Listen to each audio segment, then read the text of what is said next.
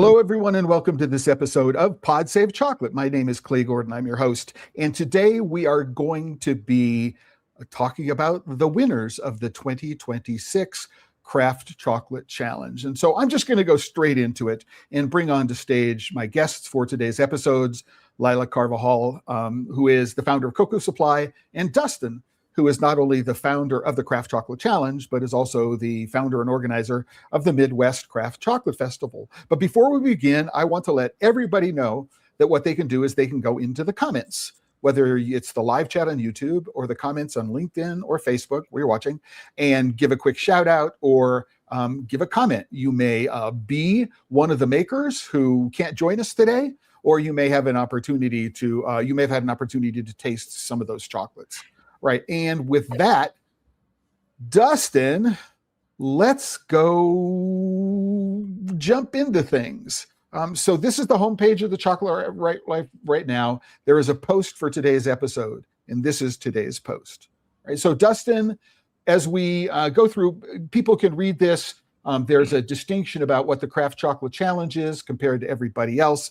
But Dustin, for people who haven't been here before, give us a heads up. What's the Craft Chocolate Challenge all about? All right. Well, first, you might have to excuse me if my voice goes in and out. It's allergy season here in Indiana, and I'm dealing with it. So I got a big thing of tea next to me, but so I'll try to power through.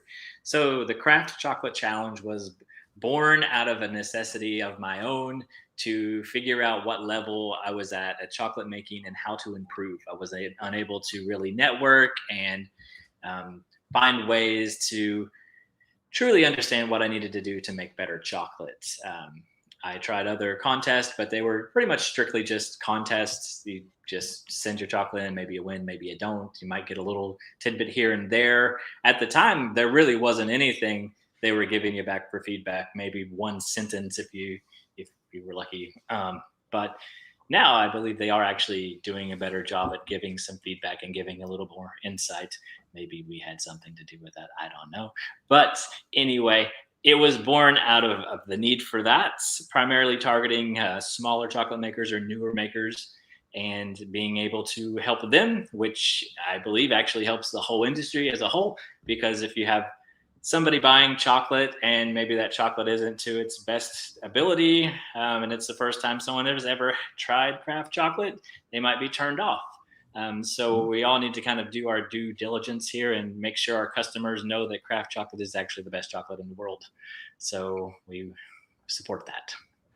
So Lila, you've been a supporter of the Craft Chocolate Challenge for, I believe this is your third year specifically within the innovations category. Before I ask you to jump in and say why you, as a not only a cocoa but derivatives supplier, why you think a competition like the Craft Chocolate Challenge is interesting and why you support it, let's jump to two comments. First is from True Chocolate from Oregon. So happy to be here. We're happy to have you here today. And Aaron Invitation, who's also watching on YouTube, happy to be here today. And we're excited for you to be here as well. So Lila, why is Cocoa Supply a sponsor of the Craft Chocolate Challenge? Thank you so much, Gordon. Thank you, Dustin. Well, first of all, just the idea of creating something new is inherent to our family. We started, as many know, from farming. So we had to go through the process in the 70s of doing something else, added value. And even though we're still doing derivatives more as a specialty, we always see the need to go further, to go ahead on the industry. We want to be the ones that the trailblazers. And I think that the craft makers are the ideal experimental businesses to do that. Not only can they work on a small batches, they have the input from the community immediately. It doesn't have to go through first a R&D department, and then a marketing department, and then a business development department to get to a product. Look how long it took Barry to get the ruby chocolate, and then with questionable results. So we see that innovation starts in the kitchen, starts with a small maker, starts even sometimes by accident, sometimes by just a tasting or a dinner where some flavor hit the note and the craft maker knew that it couldn't combine it. So we feel that this is what makes a differentiator into craft chocolate and the main industry. Of course, there's the ethical part, there's the origins, but I do feel that this is the part where we can move miles before the other ones can do a step. And that's why not only in it doesn't matter what part of the world, it can be an origin maker, it can be a final market maker. Each one of them can feel the market and bring it forward. And I feel that that's an opportunity that should not be missed. So us, as an ingredient supplier, we're always also experimenting. We're always also a part or excited about being part of any innovation. And therefore, we do feel that the best way to promote that is by challenging just like this. And we love the integrity of this challenge where I didn't even know the winners. I don't even get to say anything. Dustin doesn't. It's everyone is really fully relying on taste buds of judges and that they know the market. So we're excited about it. And we're fully in support what this has been about from the beginning. And every time it grows, we're even happier to see new contestants. So I just want to, for people who don't know, Cocoa Supply is, their manufacturing facility is in a producing country, Ecuador, right? And the family has ties into cocoa farming, which go back to the famous days in Ecuador of the Pepe de Oro, the golden seed, before World War I, so in the early 1910s. So it's great to be able to have someone who understands just so much about what goes into producing great chocolate. So before we go into the awards, we've done most of the preview that we're going to do. I want to do a quick shout out to Dino Valenti, who is with, or Valentini, excuse me, who's with Cacao Dimension. So thanks for being here. And again, if anybody has a comment they'd like to make or a question they have for anybody, you can go into the comments and you can let us know. And with that, let's start off with the first category, right?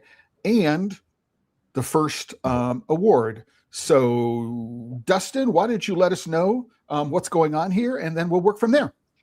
Okay, so the Innovation Award, the first one goes to the True Chocolate Company for their protein bar. So how the innovation category works is basically all of the chocolate, it can fit into that and it's nominated. So there's not an individual category for it. All the chocolate is considered and then the judges nominated. So this one was nominated more than the others, and it won an award for innovation based on the protein aspect. I can tell you that I was one that nominated it, and I liked that it was really like forward about its intent. So you can see and know that they're moving forward with it being a protein bar. And then the actual mold itself, I think, lends it nicely to it because there's you can evenly take it off. So protein people like to know exactly how much protein they're getting, and they can section it off and know. And I think that's important too. So that was kind of my thoughts on it. So great. So Lila, Cocoa Supply is the sponsor of this category, right? And so why don't you tell us why specifically the innovation category is what you wanted to support this year, or support generally? Yeah, generally. In what I saw being in the craft or in the chocolate industry already, again, from farming, then to having to sell to big commodity traders, then to anything else, we saw a very slow movement from what the regular chocolate bar was until we hit more or less the bean to bar, we call it revolution. So just seeing that shows what craft makers can bring to the table. And I think they also made the bigger guys to move a little bit faster. We still see that there's so many things where cocoa can be used for, and that where can benefit origin and the markets, the craft market. So we believe that there's so many segments that can still be improved. One of them, for example, is exactly this one. This one is more into the protein and to bodybuilding. put it into a snack that's also healthy. And I think that's fantastic. It also brings a little bit the new threats that we have. We have new threats about fake cocoa. You still want to have someone that focuses on the nutritional, not only on proteins, but also what cocoa can bring into the whole pool of nutrition. So there's so many aspects where I do feel cocoa was always treated as a commodity, as a bulk ingredient, even considered unhealthy as chocolate, that the craft market has brought. So we're fascinated. We're moving forward with this. We think that this is the future for craft makers and also for specialty markets like ours. So we're part of this too. So yes. So what I want to add is that this year, none of the winners could join us live in the stream, but many of the winners were notified that they were winners and provided us with some media to play. And here is what it is that True Chocolate has provided us.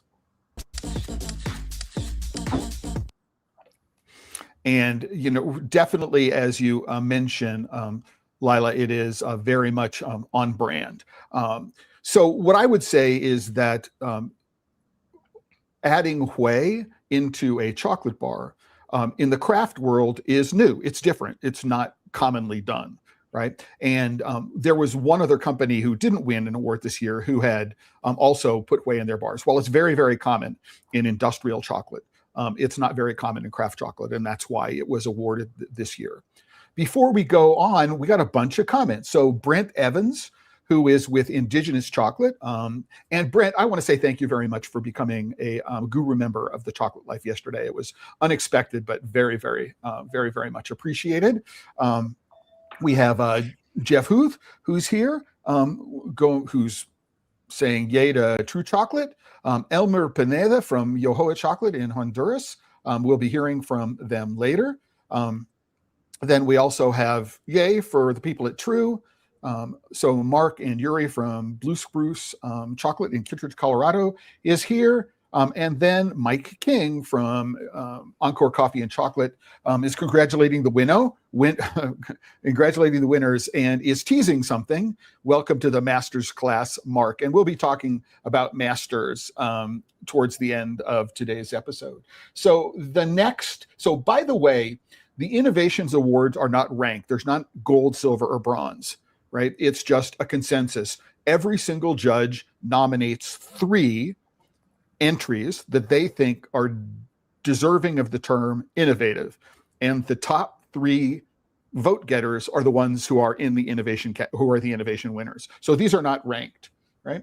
But the next one we want to talk about is from CHOCOA Estates. So CHOCOA Estates is located in Ecuador. Congratulations, CHOCOA Estates. Do you want to talk, Lila, about about what you think about the CHOCOA Estates bar? Absolutely. I mean, I definitely, I've seen where they are. I know the area where they are. I don't know them personally, but from what I can see, the vegan golden milk, I do like the combination, and I do think that there's same as what we talked about, the protein. I think we've seen this also a little bit more in other craft makers using some type of golden milk. But I do feel that, especially for Ecuador, this is a completely different, even cultural introduction to what has to do with normal Ecuadorian flavors. Normal Ecuadorian flavors are our tropical fruits and everything that we have. So for me to see this was actually pretty exciting too, to see this cross-cultural mix between, yes. Yeah. So Dustin, can you move it over? Yeah, talk about that. So I've got a good story about this one. So when I was doing my judging here, exactly at the spot I'm in now, my daughter was also at the table. She's 6 years old, and she saw this, and it caught her eye, and she wanted to try it. I'm like, it's 85% dark, and it's got turmeric. I'm like, I don't know if this is going to go over well, but she loved it. She really loved it. So yeah. Very interesting bar, very different bar. I think it's probably pretty labor intensive. I think it's pretty cool. Yeah, and also the mold. I like those little bites and everything. I thought also just the presentation, different, not what I expected from Ecuador, different combinations. I thought they did a great job into the innovation part and the flavor, of course, the innovation. Yeah, so I personally love bars that have two different layers in them. So exposed, not enrobed. And so what you end up doing is you have two different tasting experiences. If the golden milk is on your nose and the dark chocolate is on your tongue, you get one entirely different experience, texture, the way everything melts, the way that aromas and flavors are released. And if you turn it over so that the golden milk is on your tongue and the chocolate is on your nose, it's very, very different. I mean, I just am a real fan of this. And I think that if companies are struggling with flavors and inclusions, this is a great way to be able to introduce them into the bar. We got a bunch of more comments. Let's get it here. This is Tiffany Rose from Choco Estates. So congratulations, Tiffany. Glad you could make it here today. So True, congratulating another winner. We have John and Aaron here from A Craft Chocolate. We'll be hearing a video from them later. Dionisia, I know Choco Estates, we're going to get an innovation award. Love those people. Good to hear. We have Kathleen Ryan from Hello from Massachusetts. Tracy Flume Lakin. Not entirely sure, Tracy, what your connection is with chocolate, but we're glad to have you here today. And yes, I think it's entirely an interesting concept. And Choco Estates, we love this bar too. Yes, I mean, it was immediately when I opened it up, the labeling was a little confusing to me. I didn't know what to expect when I opened it up, and when I opened it up, it was something very, very different. And I really, really did love it. So congratulations to you all. So the next innovation award goes to Lotus. Oh, you know what? Hold on a second. Before we get there, Choco Estates sent us a video. So let's play the video. To our artisanal chocolate shop here in San Dimas, Ecuador. Today we're going to take a deep dive into one of our best-selling chocolate bars so far. That's our Golden Milk Bar. We're really excited to share our Golden Milk Bar with you and share some more information about our farms. Welcome to Choco Estates. Our beyond organic farming methods include using what's available as closely as we can find it, which is why we grow turmeric and cardamom among our ancestral Nacional cacao trees. We keep production of our products at the source in Ecuador, which provides good, well-paying jobs to local families. The inspiration for our Golden Milk Bar is the Choco Andino Cloud Forest, where we are privileged to steward the rich land that gives us so much, and the knowledge that what grows together goes together. The peppery turmeric blends into the sweetness of cocoa butter, highlighted with the warm notes from cardamom, coconut, and cashew, the perfect companion to our 85% dark chocolate.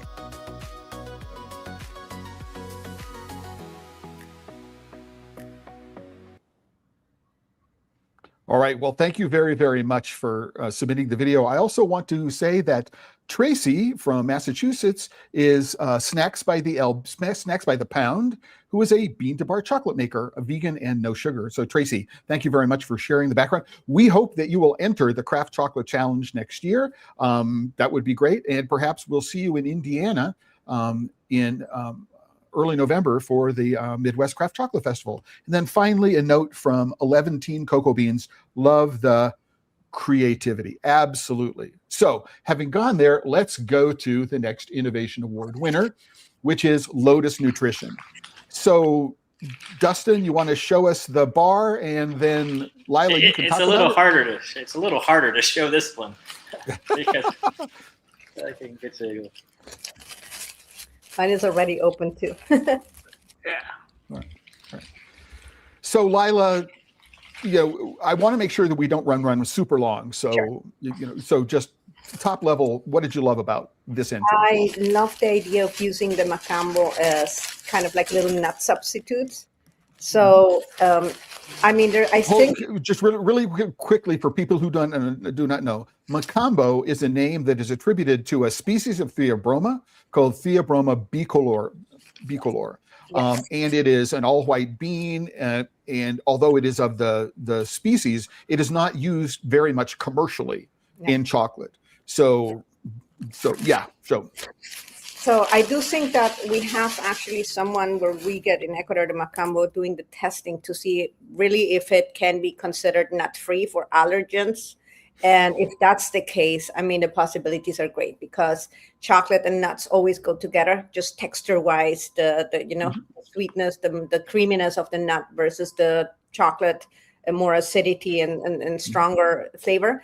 So seeing this happening is, for me, just something that I saw before. I mean, the Macambo is beautiful itself. It looks very interesting fruit, but seeing it in little pieces, contrasting also the white versus the dark chocolate, I think where they're going to, or where they're heading with this direction, is fantastic. The flavor goes very well together, the crunchiness. So I really like that, and I love to see that they're doing that. Hey, how about you, Dustin? Yeah, it's different for me, right? I've never experienced that type, and I've never made that type of chocolate, and so it was very different. And I do agree with like the little parts inside. Always trying to find a way to do something interesting, and that might be the best way to use it as an inclusion. So I thought that was pretty cool.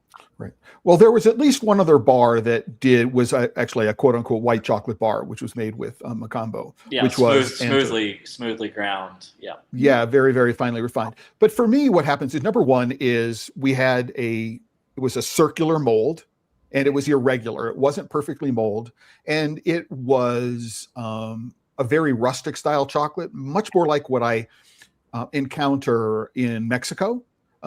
It's more for framing it. If you've ever had Taza chocolate, it's more texture than Taza chocolate, but it's less texture than a Sicilian Modican chocolate. So like Doni Elvira or Antica Dolceria Boniuto. So number one, it's the shape. It was roughly cut into quarters. It was very, very rustic. And interestingly, even though the beans were from Bolivia, it was a little bit heavily roasted, more like what I think of as a Mexican style, Oaxacan style chocolate. So for me, it was the combination of all of these things in one bar from a relatively new chocolate maker. And we have a video from Lena Stavreva, who is the founder and chocolate maker at Lotus, who will walk us through this bar. I'm Lena from Lotus Nutrition. Thank you very much for the award. I was very excited when I received Dustin's email. I wanted to share with you what the inspiration behind the Macambo chocolate bar was. As I was looking at the way pre-Columbian chocolate was prepared, as many of you I'm sure, I noticed the importance that they placed on the foam. What I didn't understand is how that foam was produced. After a brief search, I found a study hypothesizing that it could have been Theobroma bicolor, also known as Macambo, Pataste, or Jaguar cacao, that produced the stable foam.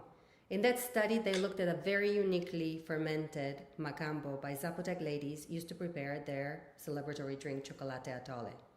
While I still haven't had a chance to try that specially fermented Macambo, I am very pleased with the Macambo beans I used and with the nutritional value they carry, which I believe complements the cacao's ones. Thank you for giving me the opportunity to share my chocolate with you. I really appreciate it. Great. Well, thank you, Lena. Add myself back in. I got to be very careful, right? I just want to let everybody know we're doing this live. I don't have a producer. I'm the one who's running everything and talking, and I may occasionally. I was so going to throw the show to Lila. I'm like, hey, take it over. Absolutely. Yeah, and just really, really quickly from Tracy in Boston, who's like the turmeric for health, absolutely. And smart use, I don't know if we're talking about turmeric or Macambo there, but I believe both. And then finally, it is so cool. The answer is absolutely so cool. And I think, for me, one of the things that I go is that the inspiration for this had to do with a research study on especially fermented Macambo as the source of some of the foam, right, which is used on top of it, is not a story that I had heard of before. So it's really, really cool for me. All right. So next category, right? So moving along, the next category is, Dustin, why don't you tease it? The next category is inclusions, and I'll let you announce them because my throat is a little... Okay, gotcha, understand completely. And for anybody, if you see me touching my nose, it's also cottonwood season here in Arizona. I didn't grow up around cottonwood, so it's an entirely new allergen for me. So the inclusions category, we're always going to go from bronze to silver to gold in these, right? And one of the things that's unusual about the way the Craft Chocolate Challenge is put together is that there's a dark chocolate category, but it's plain and flavored dark. There's a milk chocolate category, it's plain and flavored milk. There's a white chocolate category, which is plain and flavored. And then there's an inclusions category, and the inclusions can either be dark or milk or white. And so rather than having a gazillion categories, which is okay if you have 1,000 entries, right? If you're working with a smaller number of entries, then limiting the number of awards and categories makes sense. So best inclusion category is the bronze winner is from a company called CHOCOLAT, cha, so right, for tea, right? And Dustin, can you let us know, because I don't have my glasses on, can you tell me what the actual bar is? It's a 77%. Oh, it's soba cha. Soba, so which is so what makes a soba cha different from, for exactly, again, my cha? It's just a different type. This is buckwheat. So roasted buckwheat. Yeah. So like soba buckwheat. Noodles. Yeah. So we have soba noodles, which were made from roasted buckwheat. Lila, did you have a chance to try this one? I didn't get that one, no. Okay. So number one is, for me as a judge, there are lots of different ways to incorporate tea into chocolate, right? But I haven't seen a whole bunch of soba. And the inclusions category is not just about taste, it's all about texture and the combination of the texture with that. And I think if I were to go look at the other judges, that's what they would be talking about with this bar, right? It's the combination of texture. Yep. They got a couple votes for innovation too because of the use of that. Gotcha. Anyway, so the next, so the silver in the inclusions category. Wait a second. Did they send in I didn't send any a video? Okay. So next up is a silver in the inclusions category for Dionysia. Or Dionysia. I hope I'm pronouncing that properly. White chocolate with lulo and maracuya. So even if you didn't get a chance to try this, Lila, tell us about lulo. What is lulo? That I got a chance to try. Okay.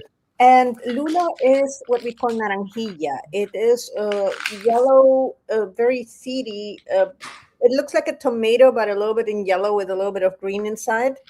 And it is, I always say it's very aromatic. We use it in South America for drinks, like we use one with oatmeal where we put a little bit. We put it also in sometimes what we call seco de pollo, which is a chicken with a stew. And it brings that little aroma. It's like a little bit like cinnamon that has also very aromatic, but with a different flavor, more towards, I say, passion fruit, but softer, not as acidic. So when you mix it, and I think this one was a mix with passion fruit and lulo, I think you're able to make it a little bit softer on the acidic part, but bring up even more aromas that are sometimes a little bit sweeter or broader. Mm-hmm. So I do love the combination. And I always thought that lulo is still underrated. I think it has many possibilities. And lulo itself, if you freeze dry it, it's more pleasant than passion fruit itself because it doesn't have that strong acidic sting. So I'm very happy to see that they're including that. I love the combination. So excited for this bar. I ate it. Do you think you'll freeze dry some of that and supply it to me? Because I fell in love with that. I have freeze dried it. It's just people don't know it so much about it, but we definitely can and have freeze dried it. People tend to go towards the passion fruit because it's the well known, and it goes. Passion fruit goes very well also with dark chocolate because it's stronger. Lulo is a very nice inclusion when you want the aroma and not the strength of the passion fruit. So we do have it. I'll send you a sample. No more words. So I was in Puerto Quito in 2022, which is west and down from Quito, or at a chocolate festival. And I had a chance at my host's house to see lulo growing wild and to have a chance to taste it. It's unlike anything that I've ever tasted. But I think, Lila, you're right. What works here is the combination of the lulo and the maracuya, or if you're Portuguese, maracuja, that they complement each other very well. And so people know not only do we have the flavoring here, but the texture component is the seeds from the fruit, right? And if you've had maracuya, if you've had passion fruit in a chocolate, it's it's really quite a lovely competition, really quite a lovely combination. We have the people from Dionysia here.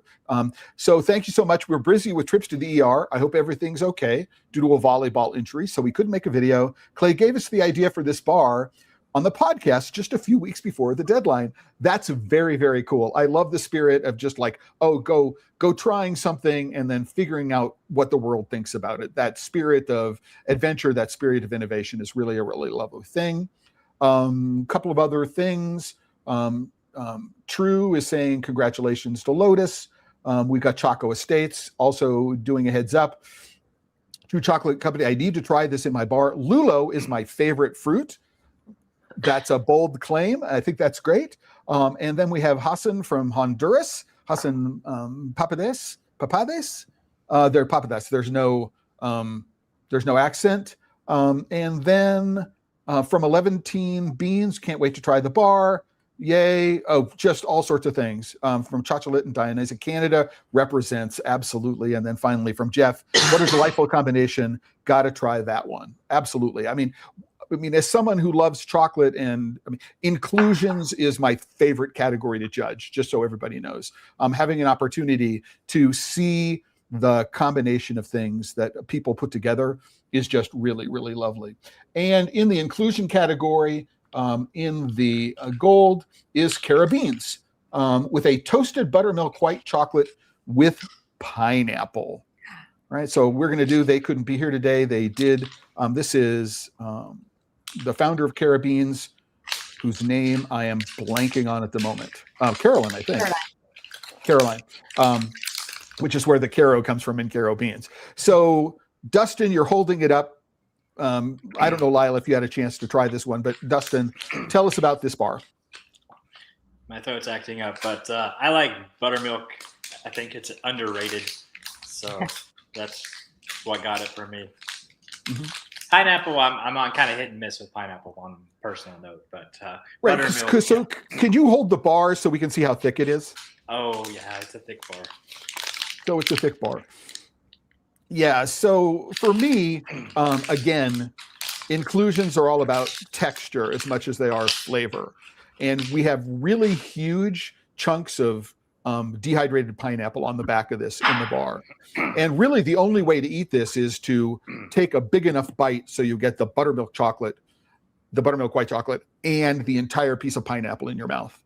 And so it is really about the, beginning to end texture experience of chewing through the pineapple, right? And then having the flavor of the pineapple change depending upon, where it is on your tongue and in your mouth, and back and forth with buttermilk, which is slightly sour. It was a lovely, lovely, lovely combination of things.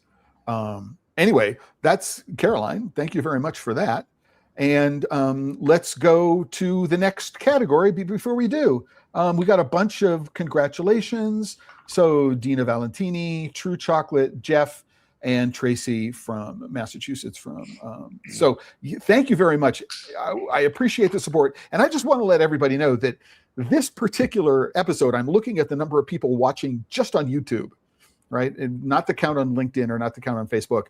And this is one of the highest representations of live visitors that I've had in the last year. And so, hey, thanks everybody for being here and contributing and supporting the craft chocolate community. Winners who are congratulating other winners, entrants who didn't win but are still in support of everybody who done. And guys, like and subscribe this video. Subscribe to the Pod Save Chocolate channel. Share this video with all your friends so we can share the love and spread the news about all the really, really wonderful things that's being done. And a shout out for Carabines and their wrapping. They have the prettiest wrapping. We do give, as judges, we do give feedback about the packaging. And this sort of reminds me of sort of the original Mass Brothers packaging or the original Dandelion packaging, in the sense that it's a really, really wonderful paper, although it's not wallpaper. It's a really, really beautiful paper. And so, yeah, you open it up and it's got it's like almost a rice paper feel to it in some space. It's a beautiful paper. It is a beautiful paper.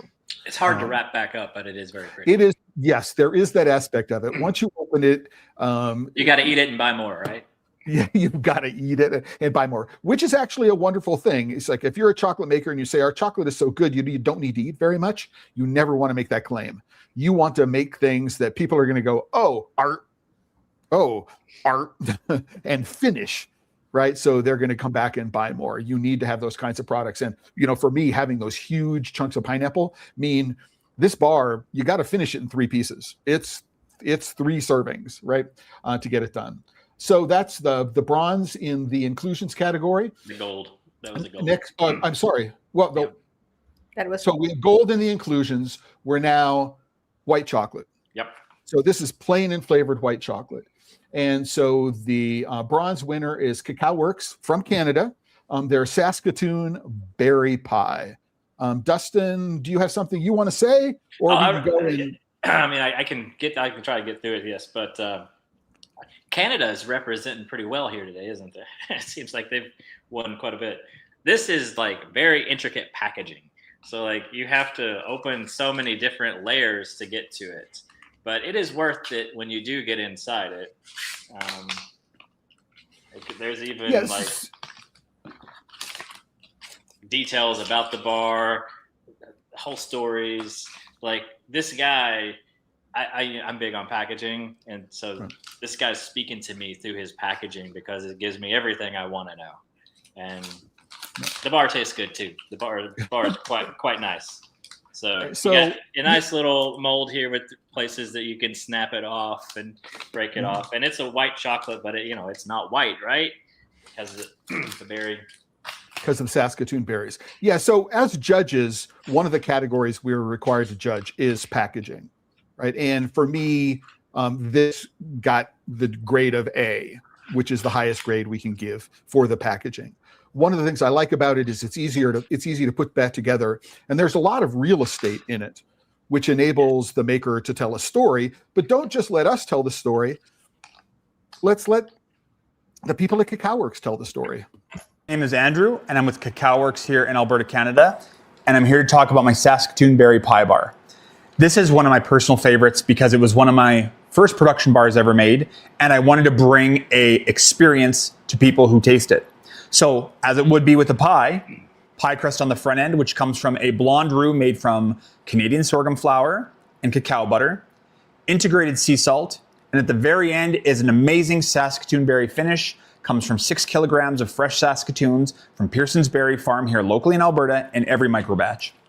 It's clean label, it is organic, and it is gluten-free, and I really hope you get a chance to try it and have that pie experience of your own. Thanks for that. Lila, I have to ask, did you get a chance to try this? No, I will. Well, I encourage all of the winners, even though cross-border travel may be a little strained, to either represent or be represented at the Midwest Craft Chocolate Festival this year. Just because a lot of these bars are ones that people want to get their hands on. We got a couple of more notes. So from 11 Teen Beans, congrats to Carolyn at Caroline. We got the people at Blue Spruce Chocolate. Can't wait to try the inclusions. Congrats to all the winners so far. True to Cacao Works. And then Woo, one of my favorite bars, I believe 11 Teen Beans is talking about the Saskatoon berry. I had to go look this up because I knew a lot of different kinds of berries. I'd never heard of a Saskatoon berry before. Right. And so I needed to figure out what that was. And Tracy is saying very creative. Agree with you.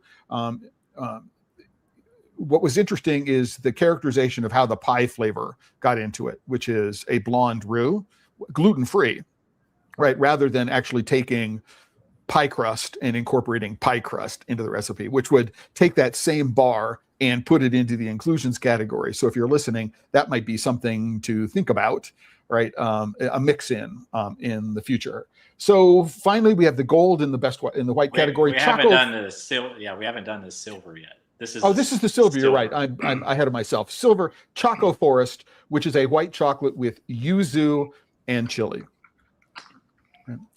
So you've got a bar there Yeah, Dustin. I got a bar. Show them the Be box. hard to see. All right, Just show them the box. The box is beautiful. The box is cool. I'm assuming he uses this for other flavors though, because it says Nihon no Aji, which means Japanese flavor. So it doesn't actually say what the flavor of it is. So this is yuzu, which is a Japanese flavor, Japanese citrus. So I'm guessing he uses the packaging for other bars that have the Japanese flavors. But it is a really cool bar box, and then you can kind of see the little pieces of the chili in there. Mm-hmm. And then with the yuzu, it works. It's a good flavor combination. So good job. So absolutely. It's important to know with the incorporation of something like the chili, which you see as little small flakes, it doesn't add any texture on the bite. So it's there, it's visible. And the nice thing about this is the balance. You've got the yuzu citrus, which is unusual, is the first thing that hits your nose. And then the chili comes on, right? And it's not overwhelming. It's really all about balance here. And it's very, very well crafted, which is something I wanted to do, which is something, Dustin, we talk about this over the course of the years. I mean, the average score here was like nearly as high as it's been in any of the 5 years of the challenge. But my impression is that from a technical excellence quality, from the refining to the molding and depositing, that what we saw this year was just on another level compared with previous years, which I think is a wonderful thing to be able to appreciate. Two things before we move on is the Carol Beans and Company and then Choco Forest, both previously were innovation winners. And then this is their first year winning an award. So it's kind of interesting to see like a different, like a category award. So they had been innovation and then now they're winning the categories, which I think is kind of cool to see how that flows too. And you are correct about I keep the spreadsheets on all the judges and the scoring and everything, and I'm the only one that can see it. There was 2 years ago that had just a slightly bit more per average, like higher score, but basically around that. But I agree with Clay that the technical aspect of everything this year was more refined, like better overall. It's just the technical parts. So. Right. So just quick comments, Tracy, very creative. Yes, I mean, if you're in Japan, yuzu and chili are both things that are very, very common. So, but you take that out of its cultural context and you put it into a different cultural context, it comes across as very, very different. But I agree with you. I love the combination of yuzu and citrus. Personally, I seek them out when I am in Japan. A big wow, absolutely. Bar sounds delicious, absolutely. And then Debbie, great bar, Choco Estates, absolutely. And this is Debbie's first contribution. So thanks for being there with us. So we've got the gold in the white chocolate category. Share it with us. Yeah. Yohoa. Elmer Pineda. So Elmer was earlier in the chat. I'm looking at the chat. Elmer, I believe, was in earlier. So Elmer, I hope you're still here. I don't know what you were doing with the AI voiceover mispronouncing Yohoa as Yojoa, but tell us about this. I can't pronounce anything, buddy. From Appalachia. Leave me alone. Okay. So this is what it looks like. It's a white chocolate with avocado anise and then some matcha. So it's a very interesting bar. And it's one of the only bars I've actually had before the contest because we saw him at the festival. And he was like, you have to try this because these avocados grow just wild there in Honduras. And they have an anise flavor to them that just blows your mind away because it doesn't make sense. And he's captured that in this chocolate bar, which is great. Like, it's just fantastic chocolate bar.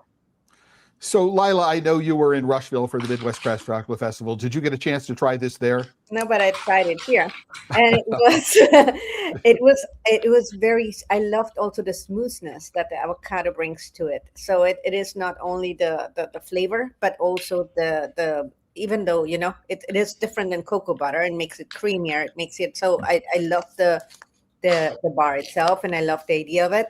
And the color, I mean, you see it's just a regular white bar, and then you're really surprised. I got it in this. I didn't get the package. I didn't get the ingredients. So I knew it said avocado, but I got to try it blindly in that way. And I was pretty impressed with the strength also of the flavor that brought a lot into the white chocolate. It's not too sweet. It's creamy, and it's just different. So I liked it a lot. One of the things that impressed me, and I gave this bar. So like both of you, I tried this in Rushville, and I was a huge fan from the beginning of this bar for a couple of reasons. One of which is it takes a local ingredient, which grows wild, and incorporates it into a product. And so we get a chance to, it's like the lulo. This is not something that most Americans ever have a chance to taste. And anise avocado would be something you would never taste unless you went to, I want to find a way to get down to Honduras so I can try these fresh, right? But the team at Yohoa goes out, harvests them, and freeze dries them, and then incorporates the freeze dried powder into the chocolate. The matcha is there primarily for coloring, I understand, right? But it does provide a really, really subtle bitterness, right? And aromatic. So there is this herbaceous aromatic underneath it, which is just insanely wonderful. They did provide us with a video. Unfortunately, it is a AI voiceover, and it does mispronounce the name of the company. But let's play the video. I think I mispronounced it too. Surrounded by forest, life, and tradition comes a chocolate that honors the ancestral flavors of Honduras. At Yojoa Chocolate, we believe our country holds treasures worth sharing with the world. That is why we created our white chocolate with anise avocado, a wild fruit that grows freely in our mountains. Delicate, authentic, and unique, it brings together the smoothness of white chocolate with the fresh character of our land. Each aroma and each bite is a tribute to our forests, our culture, and the soul of Honduras. I want to stop right there and just go back a little bit, right? I've spent a lot of time watching chocolate made. I just want to throw my face into this chocolate and eat it, right?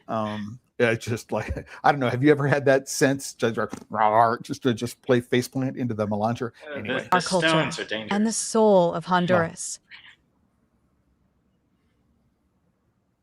All right, so I probably could have waited another 11 seconds for the video to finish. But let's see, a couple of other ones. Tracy said, giving me ideas. Tracy, you do vegan, you do gluten-free, and I hope that you do get ideas, but you enter them into next year's Craft Chocolate Challenge, and hopefully we'll see you in Rushville. Carla from Opening Chocolate, the bar from Yohoa was so unique and interesting. Yes, it actually was. We have a new contributor.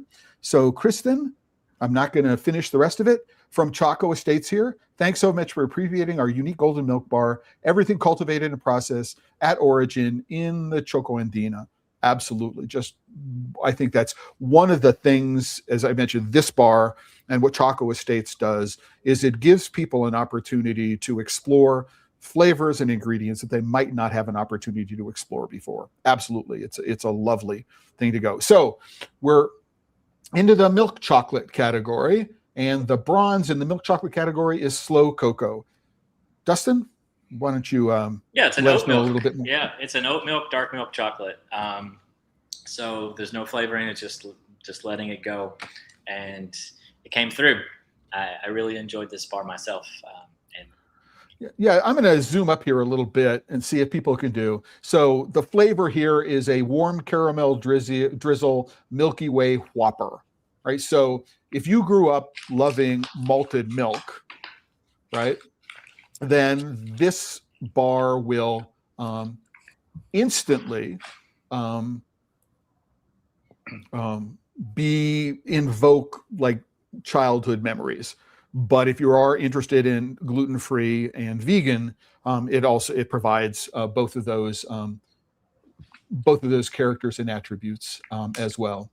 Silver is go to Sweet Escalier for their milk chocolate brownie bar. So here are Tomomi and Yasuko in front of their shop in Japan. Yasuko, I hope I'm pronouncing it correctly, not Yasuko. And they were at the the Midwest Craft Chocolate Festival last November, and lovely, and they do insane work. And if I'm correct, they are now masters. Is that correct? They've won 3 different awards in 3 different years. Is that correct? Yes, they are now masters. So, yeah, congratulations to them for leveling up to the masters category.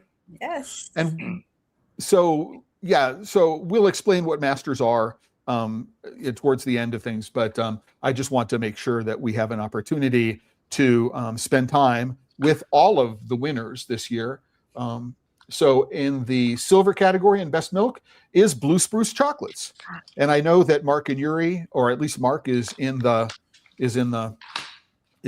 stream. So congratulations to you both. Can you tell us a little bit? So also masters as well. So back to back there, we had 2 that leveled up to become masters, and those are the 2 that did it this year. So congratulations to them. Right. So very quickly, I want to point out that they did provide us with a video, but unfortunately, because of a technical problem, right, I can play the video, but you can't hear the audio. Right. So, but you can go to the post for today's episode of The Chocolate Life, and you can play their video, which is very, very gracious. For people who don't know them, they're in Kittredge, Colorado, which is just outside Denver. They've been, I think they have won at least 1 award in each of the 3 years that they have participated. So there is a consistency there, which is really, really appreciated. Anyway, and I think the name of this chocolate is Smile. Stuart's Smile. Stuart's Smile. Right. So it certainly put a smile on my face, which is a lovely aspect to it. And, guys, I'm really, really sorry that I'm not able to play your video, just because I would have had to last minute technical problems that I wasn't able to resolve in time. So Dina is talking about Slow Coco's description.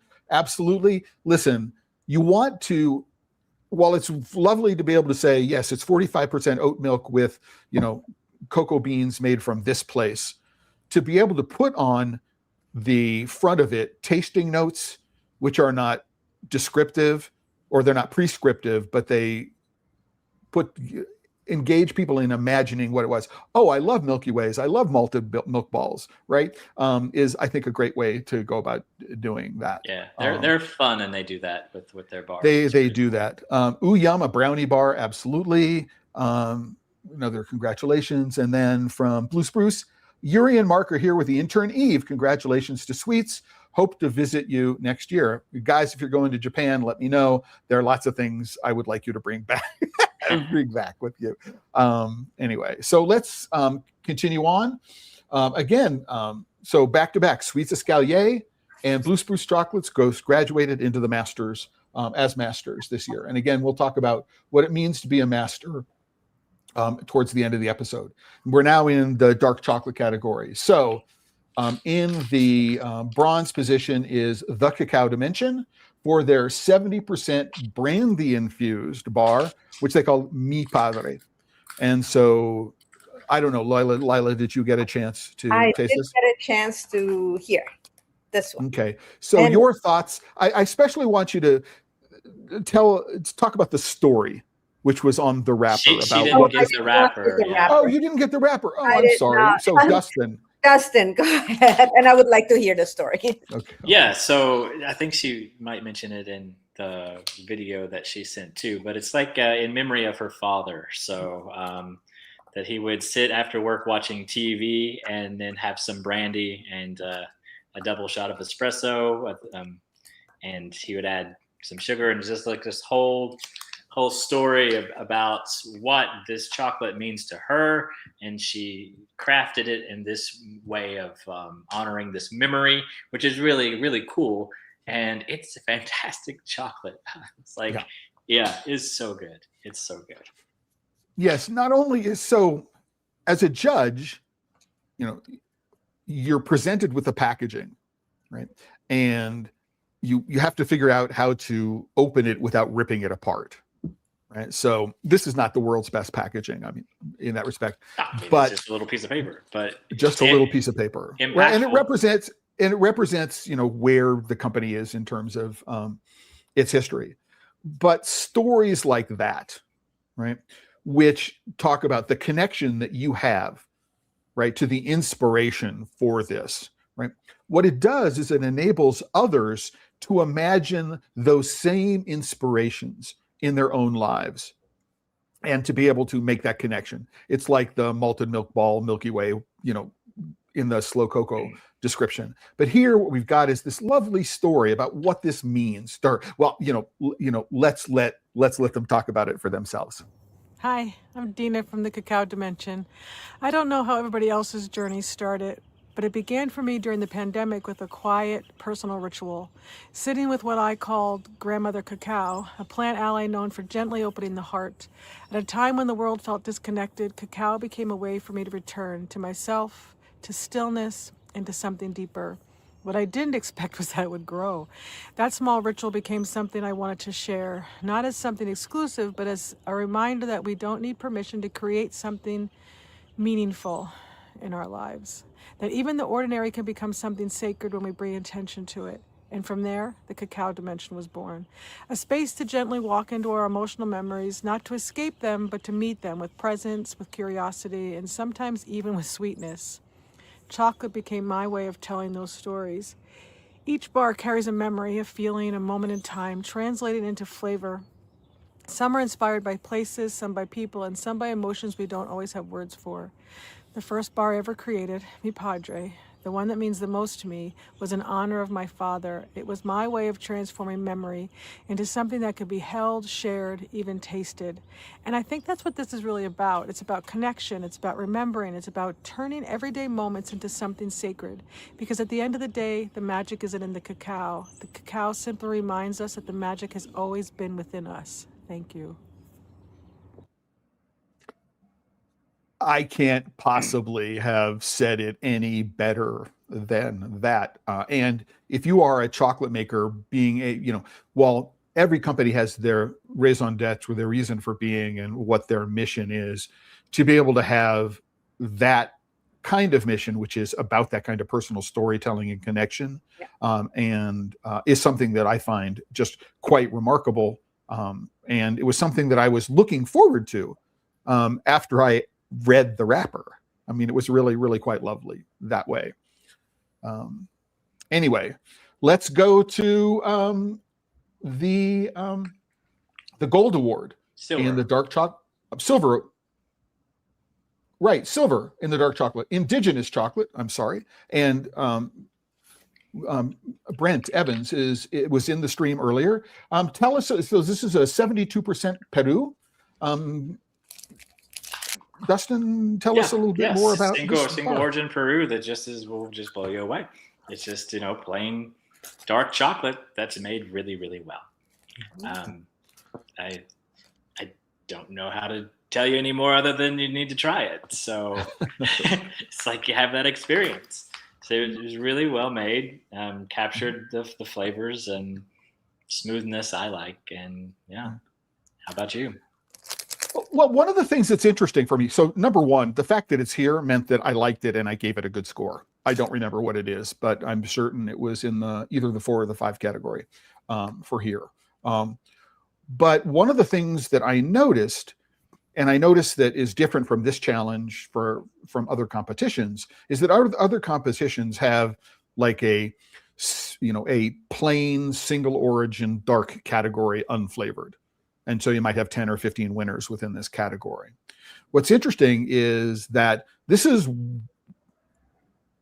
one of the comparatively few single origin, no flavor added chocolate bars that just rocketed up to the top of everybody's attention, right?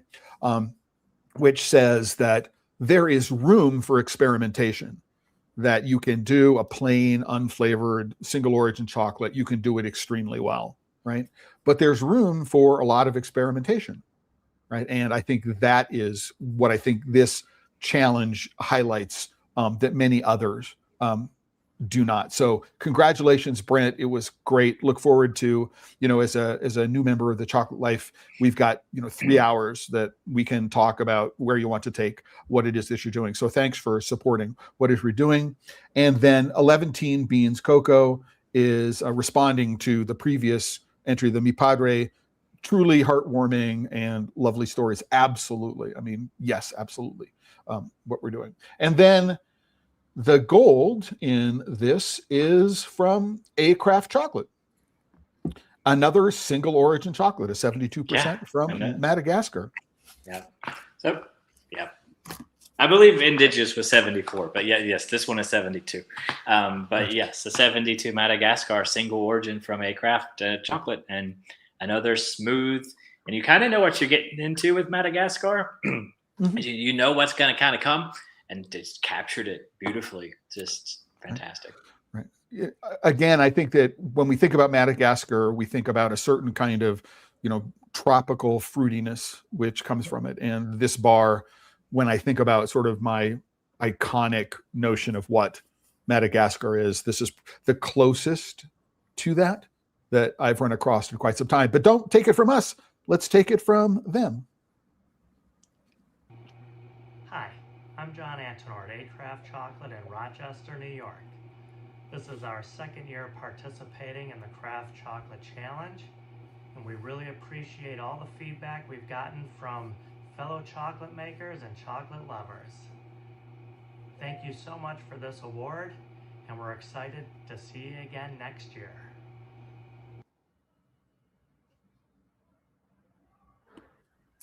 Absolutely. Their Milky Nibs won last year, and if I had to pick between these two, I don't know. That would be a tough choice. So we have only one other trio of awards. So we've been through the 4 categories: inclusions, white, dark, and milk in the wrong order. Right. There is the Innovation Awards. But now what we do is there's another awards, which is overall winners, which is the 3 highest scoring bars, irrespective of category. Right. So you could, right. So let's go to them. So, oh no. Right. Did I disappear there for a second? Nope. You did for a second, but you're back now. Yeah, no. So, it's okay. No, it's I have a put my screen to sleep corner, and I accidentally hit it. And so, anyway, not bedtime yet.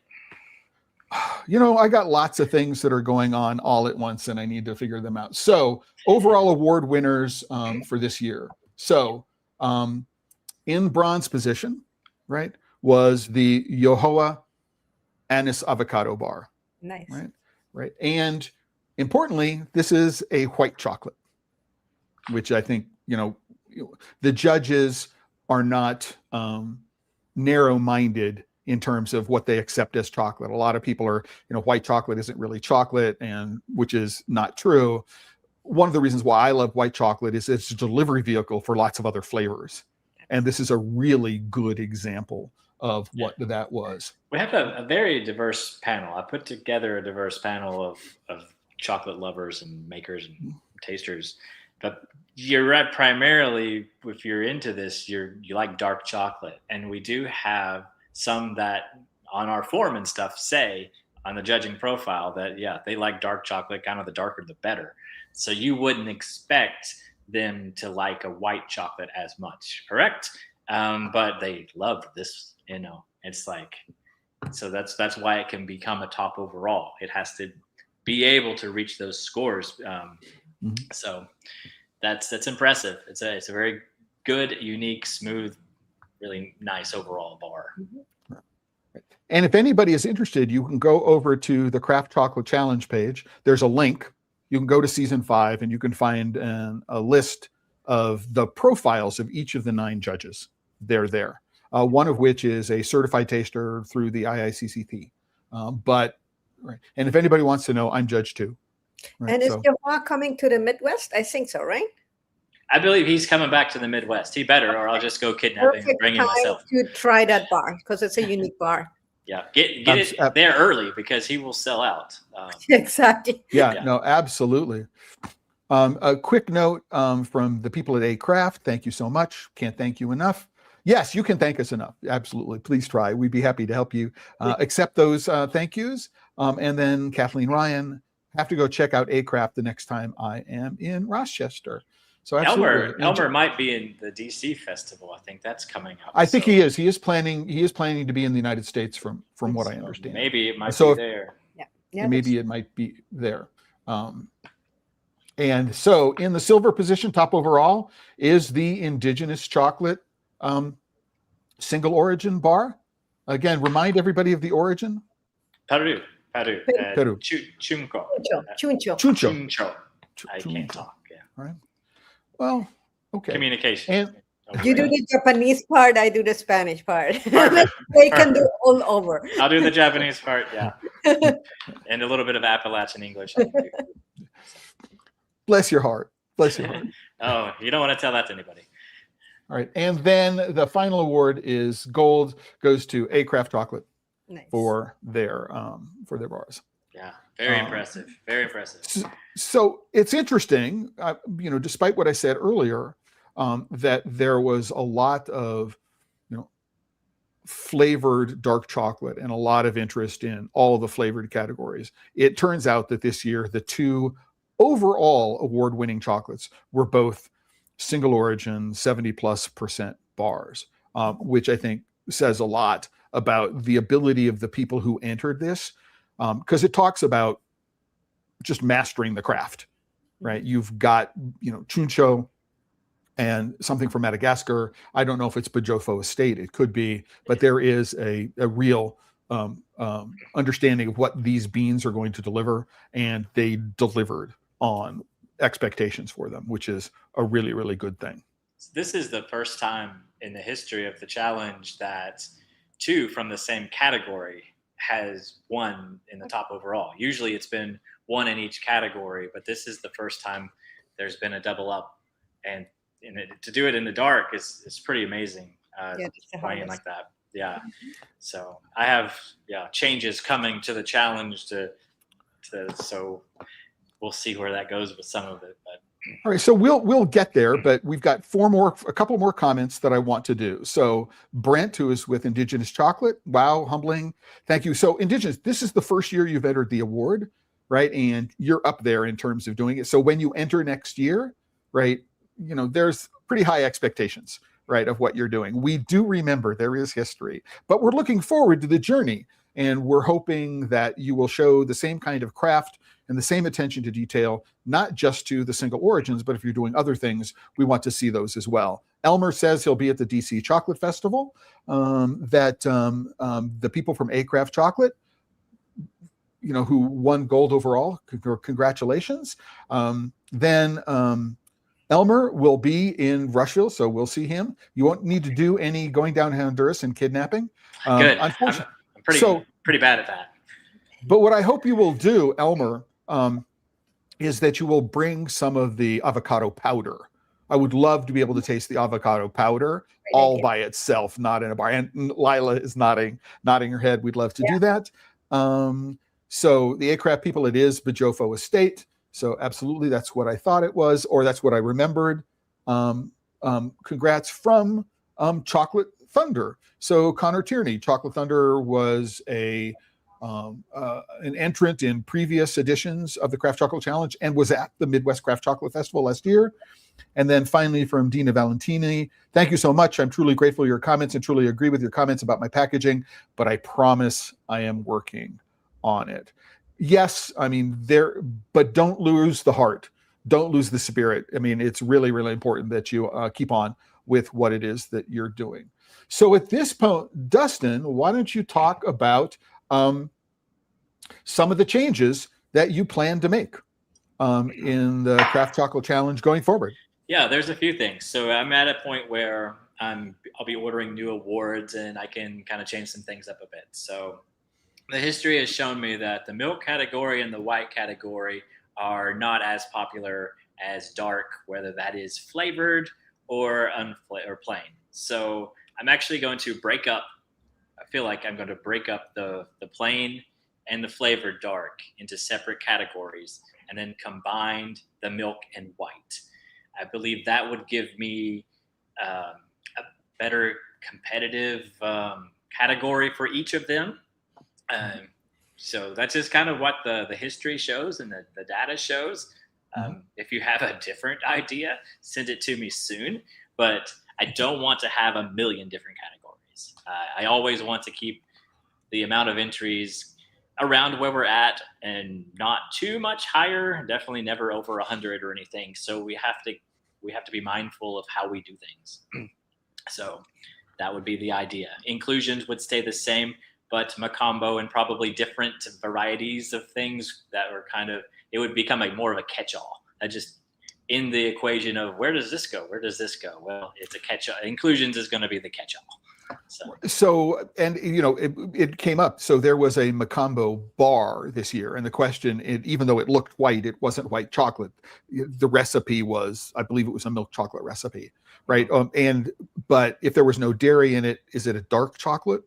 So it's really a challenge.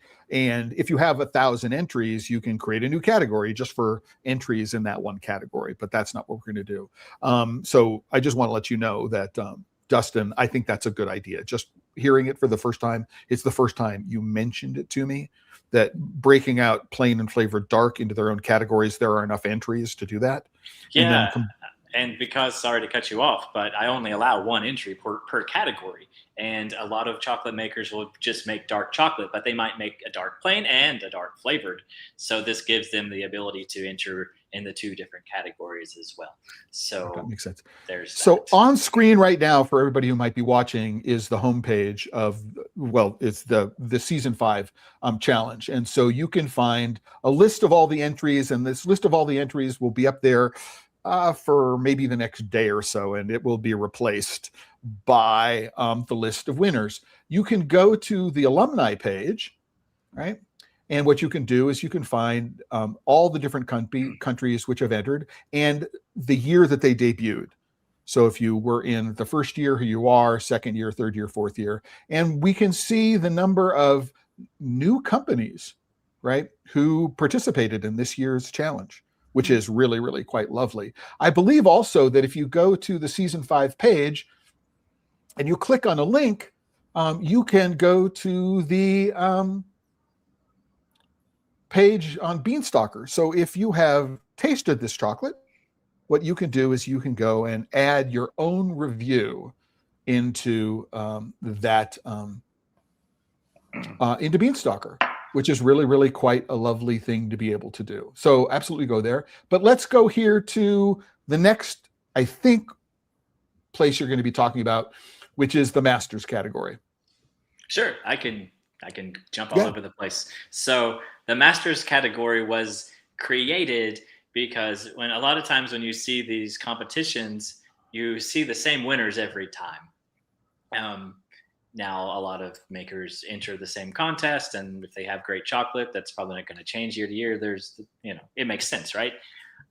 My goal was not to necessarily be a place where you come to just rack up awards. It's more of getting the feedback and getting you to a place where you feel comfortable entering the others and paying money to enter the other awards programs out there. So I decided, because we're limited on entries, we're going to cut it off after you win 3. So you win 3, you become a master. We're basically graduating you out of the program. You are not allowed to enter the challenge anymore. But if you need something, you want us to review a bar or give you feedback, or you have any questions, you can always reach out. But you're not part of the contest anymore. May I say something to that? I would encourage, though, the masters to continue with innovation. I do think that they might be especially well fitted to do new things. So if you ever need a feedback, we'll be happy to sponsor that too. We are always looking for new things that come up. So we're talking as, yes, racking up awards, not, but I personally, and I think maybe you too, Clay, you're always a fan of innovation. And also Dustin, if you see something that is out of this planet, we're definitely are interested in seeing that. I think Tandy's middle name is Innovation, Tandy Innovation Peterson. So she would be prime for that. I tell you, that's exactly. I would love to see what she's up to, and not because. So feel free to reach out if I'll be happy also to help with anything extra cost that might take. I do have an announcement about the Masters. Okay. So before we do that, because I want to interject here. Number one is there are currently 3 Masters, right? Before this competition, we have 2 more. But one of the things that's on this page, right, is not only the name of the master, but a link to their website, of course. No, it's not a link. All right. It should be a link. I'll need to fix that. Yes. But is the logo? Is the logo not linked? The logo is linked. Okay. Shoot. Right. But when we say you win 3 awards, it's in any year in any category, excluding innovation. Yeah. Right. So innovation, we're going to put part of that. So, you are? You're going to add that innovation. It makes sense because they won an award. So gotcha. Yeah. All right. So, but you can see best inclusion, season 1, season 2, season 3. They went from best inclusion bronze to overall gold in 2 years, right? Which is pretty remarkable. So Liang Wang of Kesho, one of the things this will do is, they got an overall winner, right? So you'll see, overall bronze. So you can see that there are 4 awards listed here. That's because they won 2 in the same season. And then we see Mike King of Encore, who was on the stream earlier, who was there. So 2 more this year, Sweets Escalier and Blue Spruce Chocolate, right, doing it. So now that we've done that, we'll add both Sweets Escalier and Blue Spruce to this list. You will do it at some point. I'll do it at some point. I promise. You'll do it. I will do it. Right. But what is the announcement when it comes to the Masters program? I feel bad kind of like leaving them out of this when they are part of like the whole journey with me too. And now that we're getting to so many Masters, like this year going up to 5, I thought we need a Masters competition. Like we need just a competition just for the Masters, which is crazy because you have to win 3 years to be eligible to enter that competition. And so I'm going to start a Masters competition starting next year. So there's only going to be five chocolate makers eligible to join this competition. So it's pretty exclusive. So that's what we're going to do. But there's only going to be 1 winner. There's not going to be a gold, silver, bronze, or anything like that. There'll just be 1 master winner. Any category? Nope. No, whatever you think will shine the best. You send it. You're up against these 4 others. I like that idea. You so graduated. Lila, to the point of innovation, what we're trying to do is we're trying to get these people to go and create something which is, special. Now, it doesn't have to. It could be part of their regular line. It can be doing that, but we want them to be thinking about, oh my gosh, how can I just really wow the judges? Right. Yeah. Which is what it's really all about. So I think that's cool. Before we go into what I think is the final set of announcements, quick from True Chocolate Company. Congratulations to all the winners. Thank you much for the opportunity and all the fun. I can't wait to get all the judges' feedback. My fault, guys. I'm the one who's delaying the getting the judging feedback. I ran into some issues with the official judging website, and I did most of my ratings offline. And so I have to get the ratings into a position where the judging forms can be, or the judging results can be formatted. I'm hoping to do that in the next day or so. So everybody, not your fault, Dustin, it's my fault. And so I'm taking ownership of it. Thank you. I appreciate that. Yeah. Everybody anyway. Listen. If you tune out to Clay sometime, listen now. But yeah, to talk about the timeline, it's a good segue into the timeline. So yes, so in a couple of days or so, I should have all the feedback forms, hopefully, and then I'll be able to organize them, check and make sure everything is there. And then all at that time, I will send the feedback. There's like award certificates and digital seals and things like that. I'm going to do that all at the same time, because if I don't and I do half of it, then I'll forget about the other half and I'll mess something up. So I'm going to do it all at the same time. So there's going to be a little delay on getting everything. Thankfully, Mike King is not part of this one because he was always on me about getting him the thing even before the show was done. So, hey, I will get it as soon as possible to you. Same with the awards. I'll probably try to mail them out tomorrow if I can. So you'll get those maybe before you get the feedback, depending on where you live. So that's the process for that. And then I'll update the website with the winners and the masters. I believe Beanstalker's website, you can go there and see who the entrants and stuff still were, like they still are. And you can still do that process if you want to, pick up these bars now that you've seen that won awards, you want to try them out and you want to give them a score, give them some feedback. We can try to, if the timing works out, pass that along to them as well. The unofficial judging thing is something I really want to push because I want to make this a really interactive way, because I feel like this is another way I can help chocolate makers.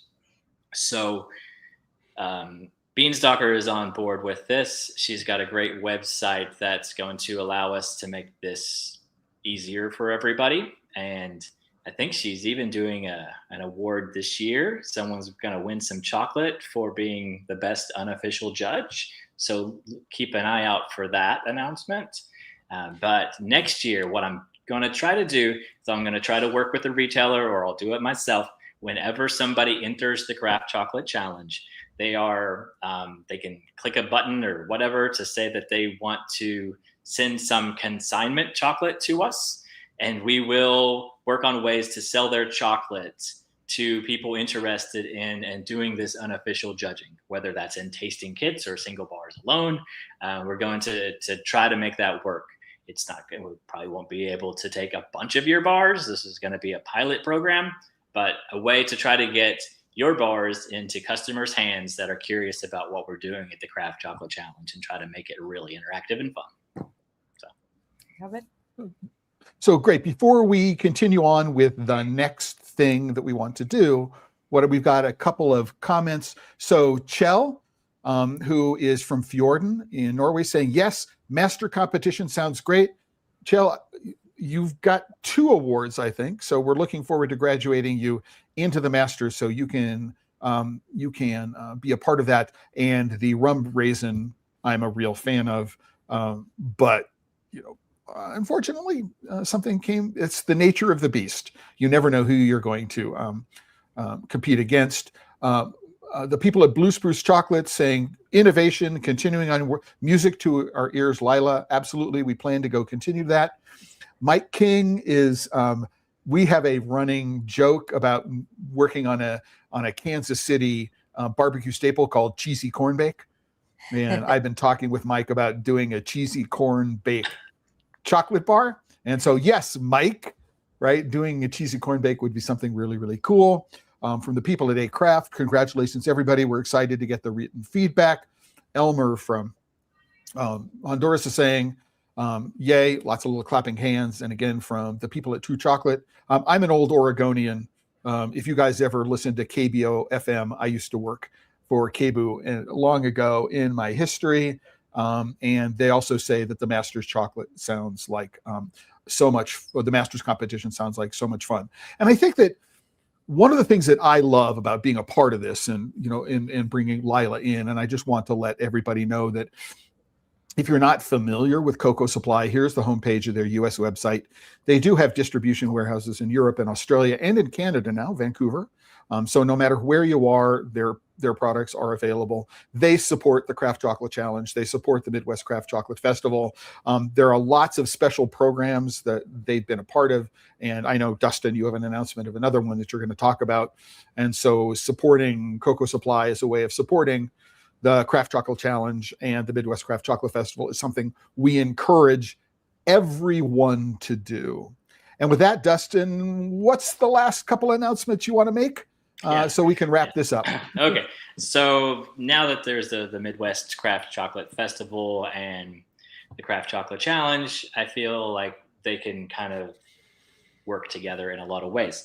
So I want to build the festival as a nice educational and networking event. So I thought the Craft Chocolate Challenge could bring something unique to this event.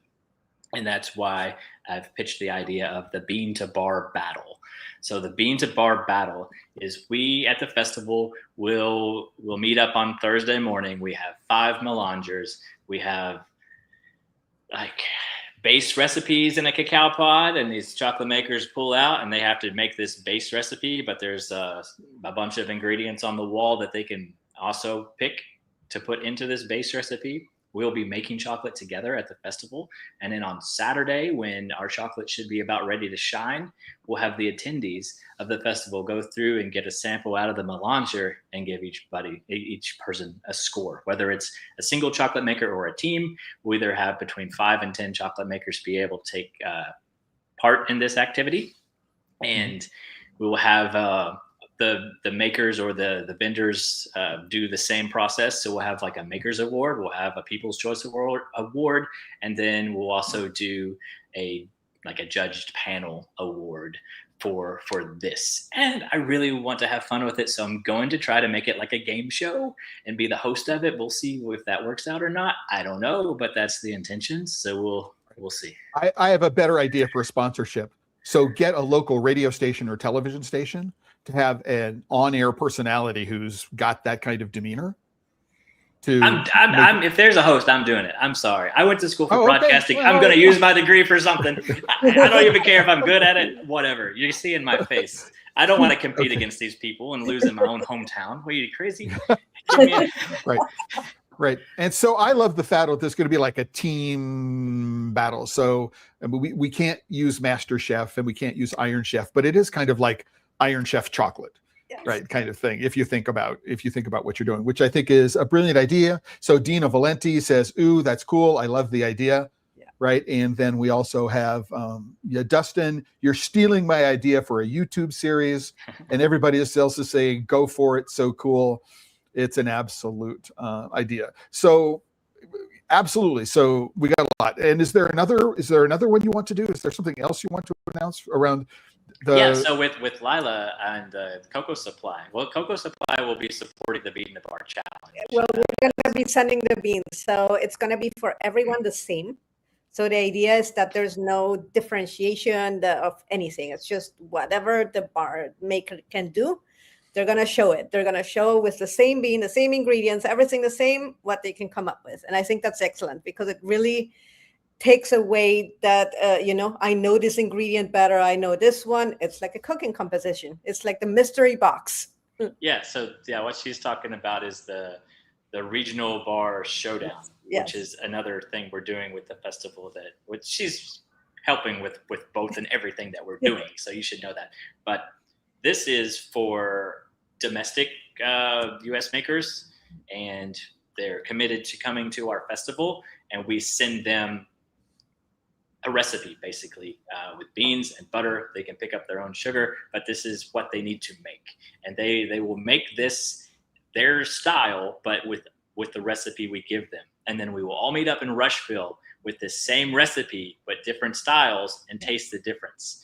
And another part of this program is half of the other chocolate from the same batch they will add a local ingredient to. So they will take that and put their spin on it as well. So you'll have 2 varieties. The variety that's going to be the same as everybody, just made differently, however they choose to make it.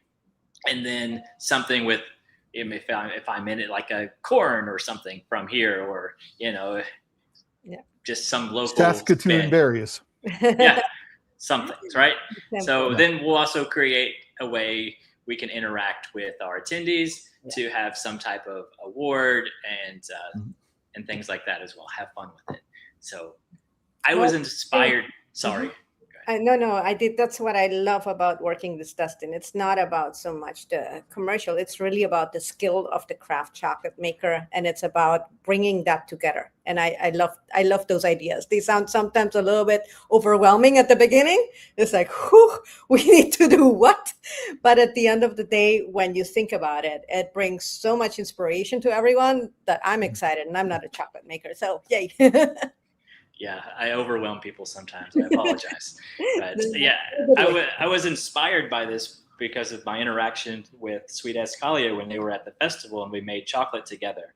And I could see what was happening side by side in the melangers where we made a different process. And I thought, this is what we want as chocolate makers to do. And this is what I want this festival to be. So that's kind of just make it happen. Absolutely. And it's, as you said, Lila, and this is going to be my next to closing comment, and I'll give you both a chance to close it out. But to the best of my knowledge, this is the only chocolate competition / challenge which is associated with a festival. Yeah. Right. And what we have here is an opportunity to have the two of them integrate in ways, right, that are not capable without that coordination. And so the festival drives the challenge drives the festival. And what it does is it gives not only the people who are going to be vendors, the people who are suppliers, the people who are supporters and sponsors, an opportunity to engage with customers in a completely different way, right? But it gives the people who attend the festival an entirely different range of experiences to participate.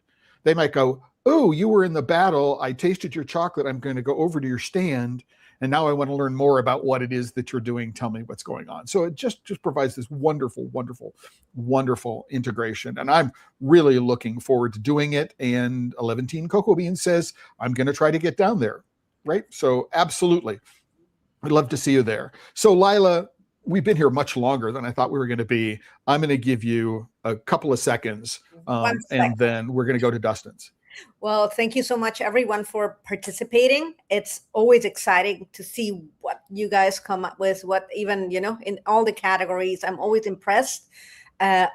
Obviously, Dustin, once again, wow, you're always doing this challenge even better. I love the new ideas, new categories, the new things for the festival. Clay, thank you so much for bringing it together.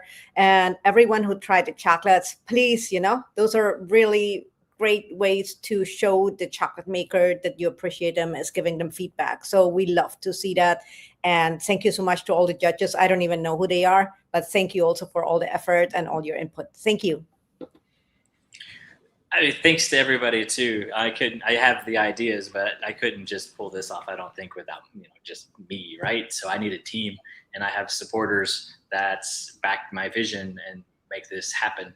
So thank you both for doing that and allowing me to go crazy with my ideas. And I mean, it's 5 years we've done this now. It's really cool, and I want to continue to do it. I'm finding ways to make it happen, and I want to expand it now that there's the festival. It makes perfect sense, like what you said, Clay. This year we had a little bit of a hiccup because of the tariffs, and we were not having as many entries that I thought that we would be having at a certain point. Yeah. So I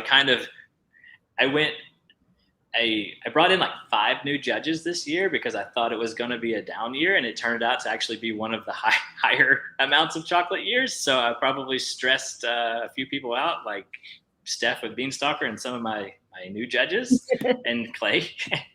But yeah, so it's really interesting to see where this is going, and when I grow it like a community and support everything. And thank you guys for giving me the opportunity, and thank you for all the chocolate makers for trusting us with your bars, and we want to support what you're doing, so just keep doing it.